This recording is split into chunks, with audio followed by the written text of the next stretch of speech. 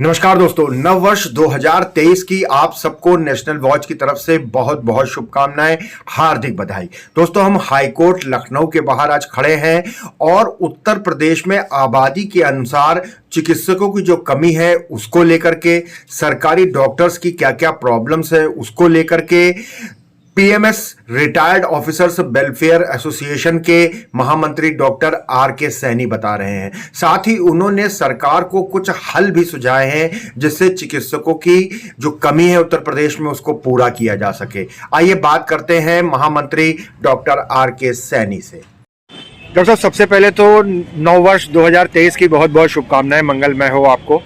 आज नया साल का पहला वर्किंग डे है और आप फिर हाईकोर्ट आए हुए हैं, क्या वजह है सर? जी, आपको भी नववर्ष की शुभकामनाएं। सबसे पहले कोरोना के काल के चिकित्सकों जो अपनी कर्तव्य परायणता लिए अपनी आहुति दे दी है और सर्वोच्च वरीयता प्रदान करते उन्होंने अपनी आहुति दे दी, उनको श्रद्धांजलि।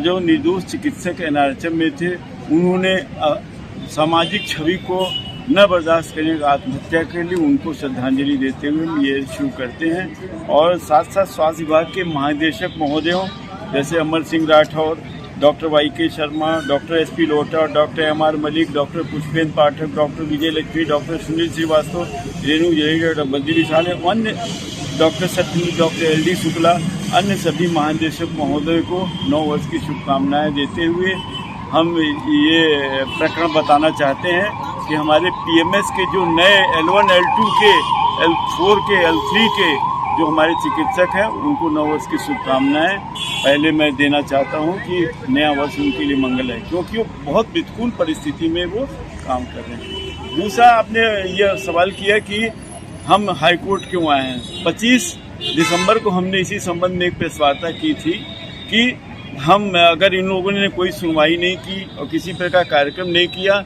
तो मैं उच्च न्यायालय में जाके याचिका दाखिल करूंगा। उसका पहला अभिप्राय ये था कि 75 डिस्ट्रिक्ट के जो जिलाधिकारी हैं और चीफ मेडिकल अफसर हैं, इन लोगों ने हमें अभी कोई रिप्रेजेंटेशन नहीं दिया कि मेरे वहाँ कोई आवास फला आदमी अनाधिकृत रूप से, चाहे जिलाधिकारी स्तर का या डीएम स्तर का या किसी भी स्तर का जो चिकित्सकों का आवास है वो खाली नहीं किया गया। सर, वाहनों का भी मामला था इसमें। वाहन भी अनाधिकृत रूप से जिन भी विभागों में ले लिए गए उनको स्वास्थ्य विभाग में लौटाया जाए, ये तो मेन मुद्दा था। और इन्हीं सब कारणों को लेते हुए कि आज 4 साल हो गया, 60 से 62 उम्र कर दी गई, लेकिन डॉक्टरों की कमी अभी कम नहीं हुई। क्योंकि 55,000 डॉक्टर चाहिए हमें उत्तर प्रदेश में, 12 से 13,000 डॉक्टर किन प्रतिकूल परिस्थितियों में काम कर रहे हैं, बहुत ये प्रश्नवाचक चिन्ह है हमारे सरकार के ऊपर, हमारे प्रमुख सचिव के ऊपर, जिन्होंने ऐसा कोई काम नहीं किया कि हमारे डॉक्टरों की कमी को पूरी हो जाए और हमारे जनता को लाभ मिले और चिकित्सकों की। उसमें पहला फैक्टर ये था कि चिकित्सक की सेवानिवृत्ति 60 साल कर दी जाए, 60 साल के बाद उनको जो है पेमेंट दे दिया जाए, और एक वीआरएस का जो 56C का वीआरएस का जो पैमाना है वो डॉक्टरों को दे दिया जाए, ठीक है। और उसके बाद जो डॉक्टर 75-70 साल तक सेवा, जितने साल के भी सेवा करें उसके बाद वो सेवा के लिए दें, तो 5 साल, 4 साल, 3 साल उसके बाद उनको फिक्स करके उनको दे दिया जाए, तो वो आप एक सेटिस्फैक्ट्री होते हैं। अब दूसरा कारण क्या होता है, टाइम बाउंड प्रमोशन न होना, ठीक है, टाइम बाउंड स्केल न लगना और अनियमितताएं जो स्थानांतरण जिसको अभी डॉक्टर झेल रहे हैं वो करना, इन सब चीज़ों से चिकित्सक बड़े आने में डर रहे हैं कि कब देखा जाए, कब कैसा शासनादेशों को खत्म कर दिया जाता है और चिकित्सकों पर गाज गिर जाती है। जी सर, पदोन्नति की भी बात है, स्थानांतरण की बात है, साथ में पीएमएस एसोसिएशन का चुनाव भी अभी टला हुआ है। रजिस्ट्रार के यहाँ से कुछ जवाब आया क्या आपको? जी, रजिस्ट्रार के वहाँ से अभी तक कोई जवाब नहीं आया। आज मैं प्रमुख सचिव वित्त के ऊपर अपना फोटो एफिडेविट करा करके रजिस्ट्रार प्रमुख सचिव के ऊपर आज मैं वाद दाखिल करने के लिए फोटो एफिडेविट कराने आया हूँ। साथ ही साथ ये 75 डिस्ट्रिक्ट के डीएम, 75 डिस्ट्रिक्ट के सीएमओ के ऊपर मैं आज रिट की याचिका डालने के लिए फोटो एफिडेविट कराने आया हूँ। इस संबंध में मुझे इतना कहना है कि अभी भी समय है, मुख्य सचिव महोदय इसको देखें। ट्रांसफर का जो सवाल था, मैंने 25 दिसंबर को ही बोला था कि अमित मोहन प्रसाद और राजा गणपति आर पर कार्रवाई नहीं हुई। इस संबंध में ही मैंने फोटो एफिडेविट करा करके रिट डालने के लिए यहाँ प्रस्तुत हुआ हूँ, ताकि हमारे चिकित्सकों को न्याय मिल सके और जनता के लिए चिकित्सक भरमार में आ जाए, ताकि देखा जाए कि ऐसा न हो।